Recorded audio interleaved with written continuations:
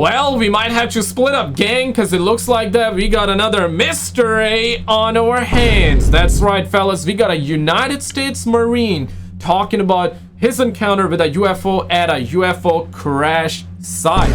We also got Dr. Stephen Greer. I want to show you that clip. You do not have to like the video. You do not have to subscribe. Let's actually get it on with this one. I think you guys are going to have a ball with this one. Shout out to Danny Jones. Roll it. Jonathan Weygandt, I'd heard of him, but I had never heard any of the backstory that you described. Oh, it's interesting. And what was going on in, what was it, Peru that happened? Yeah, 1997, Operation Laser Strike. Operation Laser Strike. Never heard of it. So this was a classified U.S. Southcom, U.S. Southern Command operation to track narco traffic, drug traffic in Peru, Colombia, Bolivia, all sorts of South American countries. And the MAC-G, the Marine Air Control Group 28, was sent down alongside some elements of the Air Force and a pretty large joint program, including the CIA, to set up TPS-43 and other radar systems to track some of these narco planes.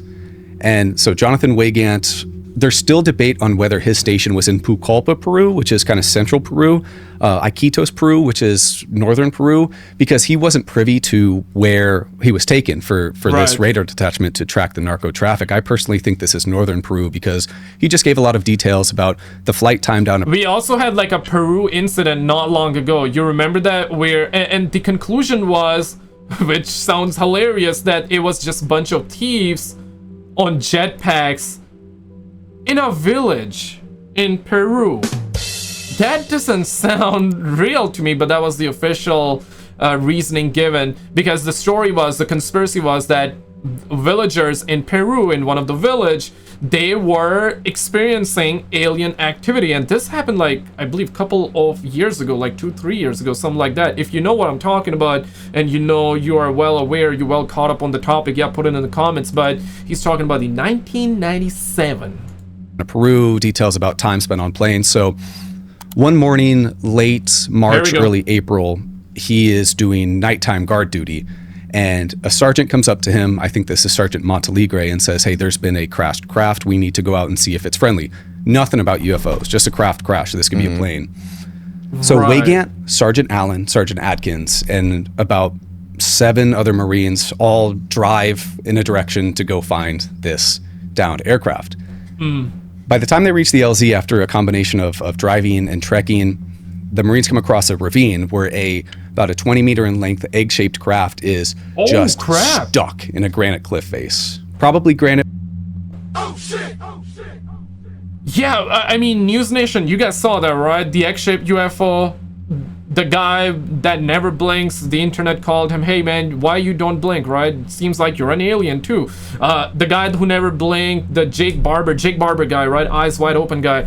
He was the guy that actually claimed to have piloted a helicopter that was holding down an egg-shaped UFO at the bottom. And we heard about the egg-shaped UFO from him. And we're hearing about that here too. Oh crap. Weygandt doesn't fully know for sure what just stuck in a granite cliff face. Probably granite. Weygandt doesn't fully know for sure what the material is, but wedged in there. There's fluid leaking out of the craft. There's what looks to be 3 hatches, one of them open with possibly a non-human arm hanging out of the craft. And this liquid is like clear, but it's viscous like syrup. And the craft itself looks somewhat metallic, but it's changing colors like purple and green. The best I can describe that is the mother of pearl effect, similar to oil on water. So Weygandt gets pretty close to the craft. It's way above him, but he gets pretty close under it. He gets the fluid all over himself, and it's to this day like removed hair from his legs. It discolored his camis or his battle dress uniform. Well, it looks like that he wouldn't need a laser hair removal treatment after that one. Okay, now jokes aside though. Oh crap. Yeah, he mentioned the lights, right? And it's funny, not funny, but you know, it's funny. It's a way of saying things. It's funny because there is a conspiracy, Greta Treaty. Yeah, we'll have a video on it. Maybe that video would be out before this one. If that's out, well, you'll see. If not, well, get ready for it. But yeah, there is another conspiracy that suggests that, you know, the LED lights, in fact, the one that I'm using in the back that you're seeing on this video, the LED lights, chips, not the chips that you eat, but the chips that are in our computers, the processors, the chips in our phones. and crap like that was given to us by the gray aliens. Oh shit! That's a conspiracy, alright? That's another conspiracy, which is fascinating. So, yeah, what if that is true, right? What are your thoughts? Have you ever heard that of the LED lights been given to us by these gray aliens or no? And so after about 10 to 15 minutes at the site, and some interesting details about the craft is there was a light going around its circumference that seemed to power down. Almost seemed like the craft shut off, including a sound like a guitar amp that eventually died down. Weygant eventually kind of came to, hearing Sergeants Allen and Adkins yelling at him to, hey, step away from the craft. Right. And during this time, he felt like, I know you and Jesse talked about Jake Barber and some of the psionics and stuff. Right. He felt like there was something in the craft reaching out to him, trying to communicate with him, trying to tell. That's exactly what I was talking about earlier. Jake Barber, eyes wide open guy. Tell him that it was okay, don't worry, help us, but it's all going to be okay, which is really bizarre, really strange. Damn. And to this day, he has seen like these creatures, what he calls them, in his dreams that were in the craft. He doesn't know how to explain how he felt like these things were contacting him, but it's really strange. But here's where, when did he say this for the first time publicly? the year 2000 on Stephen Greer's Disclosure Project archive. Wow. So he was part of the 2000 Disclosure Briefing Project, where Greer was doing some really good work getting whistleblowers together. And Weygant's testimony was in there. And I want to get to Greer stuff in a minute. And the last time we've done the Greer episode, I've gotten like conflicting, I always get conflicting comments whenever we talk about Greer, and I'm aware of that. This is why, like, in the last episode, I was like, hey, 1 in the comments if you believe Greer, 2 if you believe his stuff, so, right? 50-50. 3 if you do not believe at all. I've got so many of your guys' comments, and you can put it in the comments whether you believe him or not. And yeah, listen, man, like, if you believe him, you believe him. If you don't believe him, you got your reasons, man. You got your reasons, okay? But so many of you said you believe him, and again, so many of you said you don't believe him at all.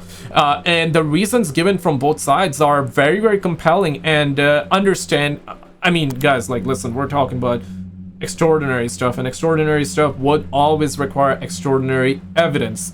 So, and Greer has a website. He put out a website. I saw it myself, and there's a bunch of UFO photos on his website. He released that a while back, I believe, around like New Jersey drone situation, right? Maybe that was the big reveal. But at the same time, when you say you're gonna have a disclosure and not have on the likes of what people expected it to be, because people were expecting like a massive disclosure, like we're gonna see alien photos, like the being photos on an official government level, and that so far hasn't happened yet. So yeah, people had like high expectations, and rightfully so, bro. Like this, it's been decades. Where are them aliens at? When are we gonna be able to find them alien baddies?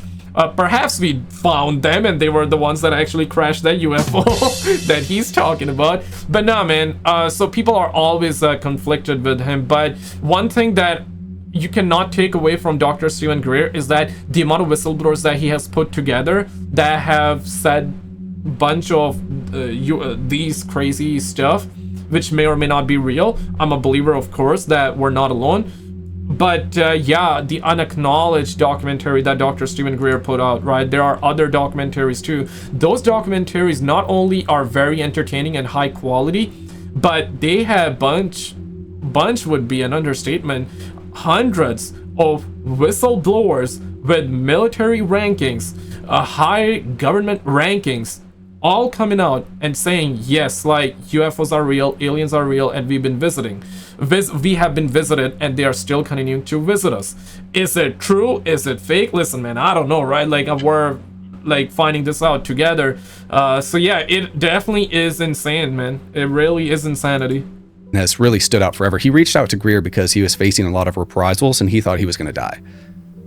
However, he reached out getting whistleblowers together, and Weygant's testimony was in there and has really stood out forever. He reached out to Greer because he was facing a lot of reprisals, and he thought he was going to die. Yeah, similar to Bob Lazar situation, right?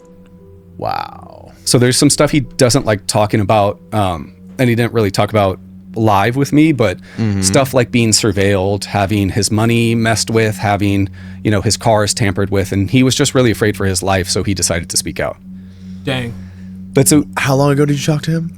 I talked to him almost daily. But You talk to him daily? Yeah, he's one of my good friends. I love Jonathan. Whoa. He's a stand-up guy. He's hilarious. He's great.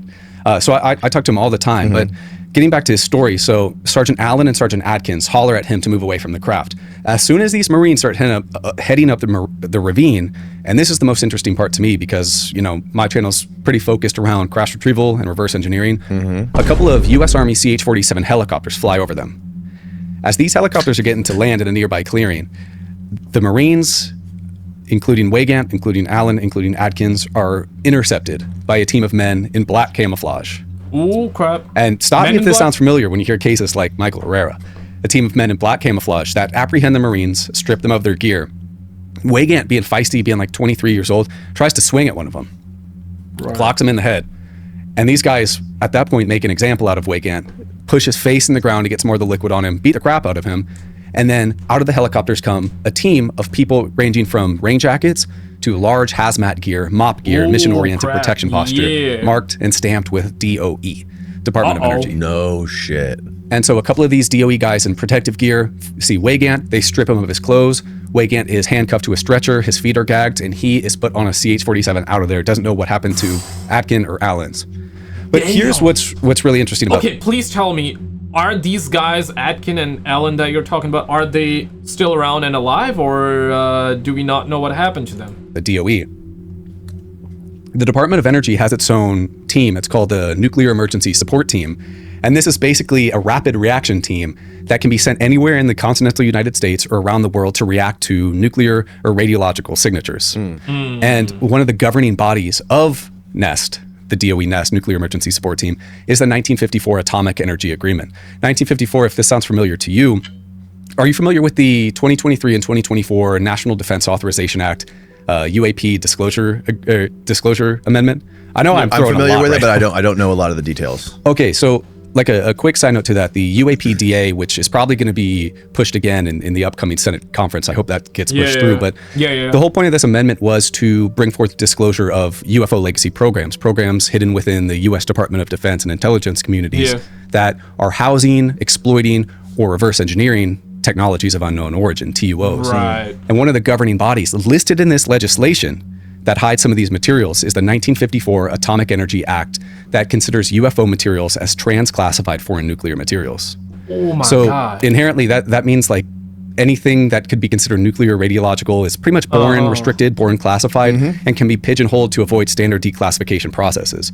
What's interesting about the DOE NEST is their founding authority was also the 1954 Atomic Energy Agreement. So you have legislation like the UAPDA talking about 54 being how the classification system for UFO materials is born, and then you have stories like Jonathan Weygand encountering DOE teams whose given authority is that same 54 agreement. So it's very interesting. Also, there's provable instances that DOE NEST was actually looking to operate in South America, Colombia, Bolivia, Peru at that time in 1997. There was a Russian probe that went errant. It was going to crash. US Southcom thought this Russian probe was going to crash either in the Pacific or somewhere near Peru and Bolivia. So DOE was actively using Defense Support Program satellites to monitor the region later that year. So DOE NEST was already interested in South America. Wow. And there was a lot of spooky shit going on in South America in the 90s. Brazil, there was a lot of there was also like that Virginia, right? Like that gray red-eye alien, right? We also had a video of it, which we uploaded just a little bit ago, right? Yeah, no, it has been absolutely insanity. And yeah, I'm wondering, like, I heard this could be wrong. They were meaning to have a UFO Congress meeting just a week, 2 weeks ago by the time I'm filming this, and they ended up delaying that. But yeah, so we're supposedly gonna have it, and this is the ISS live stream by NASA. Never a straight answer, and they called this thing. Oh my God. Yo, what is that? So this was captured in space? Shit. Okay, so that was caught on the ISS according to this video. All right, let's continue. UFO crash incidents. Yeah. And there was a lot of, I think that Jacques Vallée book was earlier than the 90s though. Jacques Vallée wrote a book about like some crazy massacre that happened in South America. Where like basically all these people were slaughtered. Have you heard of this? Nah. It sounds somewhat familiar, but I'm not fully. I think Jesse was the one who told me about it. But yeah, no, Slaughtered by South who? America and Mexico, that period of time was like very active with Yeah. this kind of stuff. Well, because same year we have Varginha, Brazil. Yeah, James yeah, Fox's yeah. big case, Yeah, right? yeah. Yep. And I guess he's doing a lot more work on that. He just talked to, I think it was Chris Ramsey or somebody, that he's got more information coming out about that. So Ooh, that'll be pretty darn spicy. interesting. In 1978 in Bolivia, there was a case of almost like a tic tac, like a cylindrical shaped object crashing into the mountains of Bolivia. A U.S. Air Force team called Moondust, Project Moondust, was dispatched to kind of investigate that region.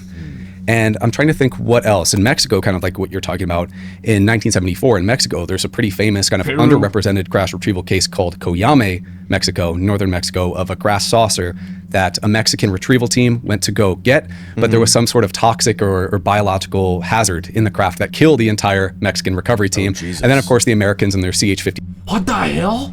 that a Mexican retrieval team went to go get, but there was some sort of toxic or biological hazard in the craft that killed the entire Mexican recovery team. And then, of course, the Americans and their CH-53 Chinooks swooped in and took the craft. However, there's, of course, an argument you can make that probably maybe our guys, the Americans, took them out. But there's a South America and Central America, a ton of crash retrieval stories. Right.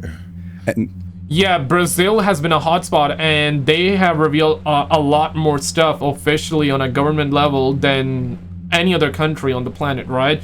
But is it true? Is it not, man? That part, I don't know. I want to get down to the Dr. Steven Greer story as well. And before I forget, I almost did forget, but shout out to the homie Eyes Dried Open. Thank you so much for the $5 super thanks. And also, I, of course, going to have you in another video as well. We're going to shout you out a little bit early. And shout out to Victor for becoming a brand new member. Thank you guys so much for supporting the channel, helping the channel, and all that, man. You guys got to do none of it, but appreciate it. Yeah, let's get back to the content here. Boo boo, roll it.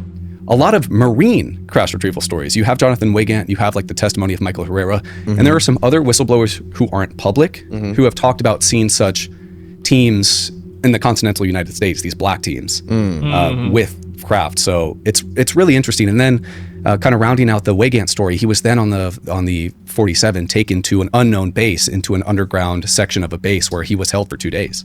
And why was he the only one that was taken out of there? That's a great question. My guess is because he was contaminated with the liquid. Yeah, it makes sense. Atkins yeah. and Allen did not So he would. Oh yeah, that's what I want to know. Like, what happened to them?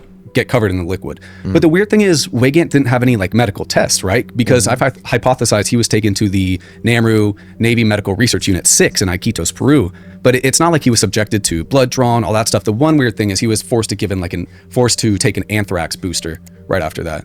Which Michael Herrera also had to take an anthrax booster after that. An anthrax booster? Yeah, and another Marine what's also that? had to Oh, take like a an anthrax vaccine, booster you in mean. Okay. '97, which is weird that there's a lot of anthrax. Is that like an like alien vaccine or some shit like that, bro? Holy crap! But now this is one of those things, right? You standard procedure. If you come in contact with a craft not from here, it's probably gonna have those bacterias on it that are not from here, and if you come in contact with it, it's like the radiation thing that bunch of witnesses in the past also talked about. There was one, I don't remember the name, but there was one guy that actually came pretty close to the UFO, and he had burn marks on his belly, on his stomach. That happened because he came in contact with it, and it had radiation, so radiation was all over his stomach and body. Yeah, so it seems like that you cannot come in contact or you don't want to be near them. Boosters right after crash retrieval encounters. But I think that's It doesn't mean that they're good or bad. It's just that they're probably from somewhere else, and if all of this is true, right? They're probably from somewhere else, and they're bringing bacteria with it that is literally alien to us, and we're not used to it, so we have reactions. that's why he's separated. So he doesn't know what happened to Atkins or Allen at this point. But in He still hasn't talking to them since? no, he doesn't like them. They don't like him. Oh, wow. Bruh. Part of what's a little weird about this case is one of those two, Atkins or Allen, I reached out to both. One of them got back to me, and I emailed them just cordially saying like, hey, I'd like to talk to you about your time in Laser Strike, specifically 1997 and possibly anomalous crashed aircraft. And I send emails out from my UAP Gerb email. It doesn't have my information, Right. none of that. So I email one of them, and they respond, hello, my full name. Which is, of course, like a bully intimidation tactic. And the guy just tried to call Jonathan crazy, tried to downplay him, but he did say my full name, and I had never given out my information before to him. Yeah, he loco, he crazy. Nor since, nor on my channel.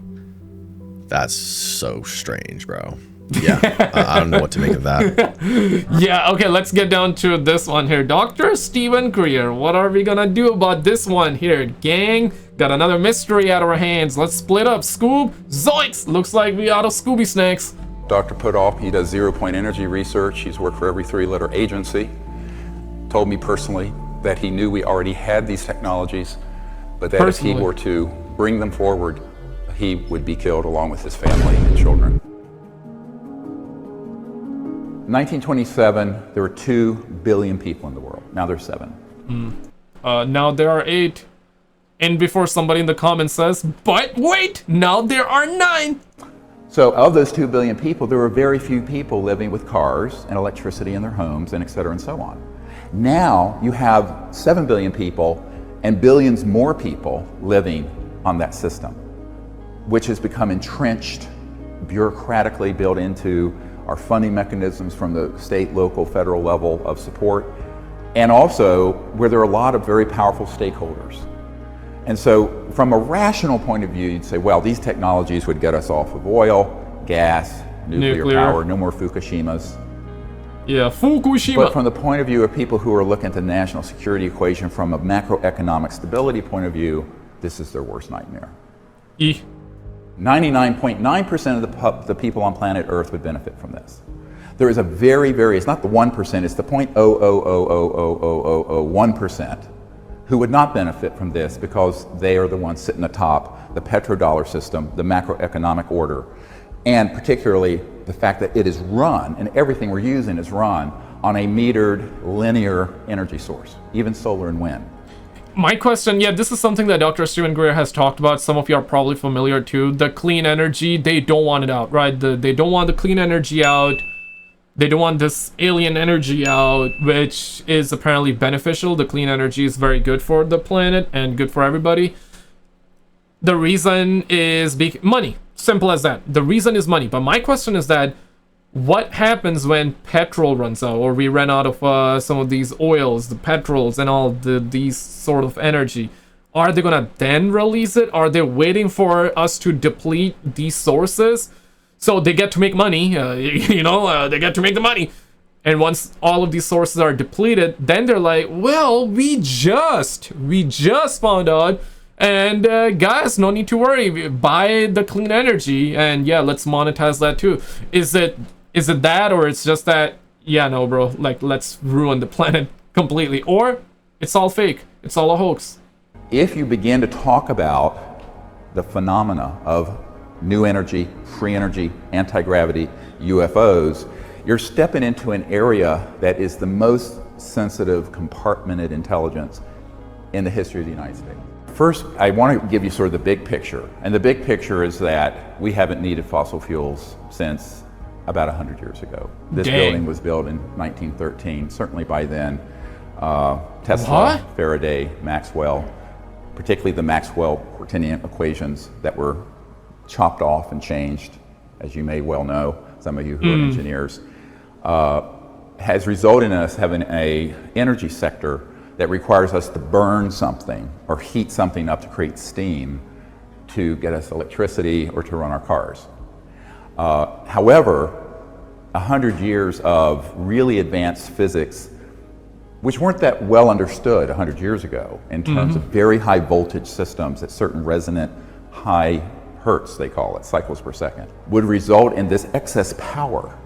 And it was observed by Faraday, and it was observed by Tesla, and it was observed by many others, and said, where is this coming from? Professor Dirac, D-I-R-A-C, said, well, he called it the Dirac Sea. And of course, Tesla called it the ocean of infinite energy. And it's been called various things. The modern term is the zero-point energy field. If you create this kind of vector into the zero-point energy field, and you create a certain counter-rotating vortex, let's call it, which is almost a Sufi-like phenomenon, you get what's called lift, and you get a phenomenon that's known as electromagnetogravitics. Now, the pop culture would call it anti-gravity, which is really not correct. What you're really doing when you see Those are a two UFO moving and it's going straight up 10,000 miles per hour against gravity is that... Yeah, anti-gravity and clean energy, these are like two separate things, right? We're running out of time. I may cover the rest of it in another video, but check out this one. In this one, Dr. Steven Greer actually released a bunch of other stuff too. Check it out and I'll see you right there. It was actually pretty crazy.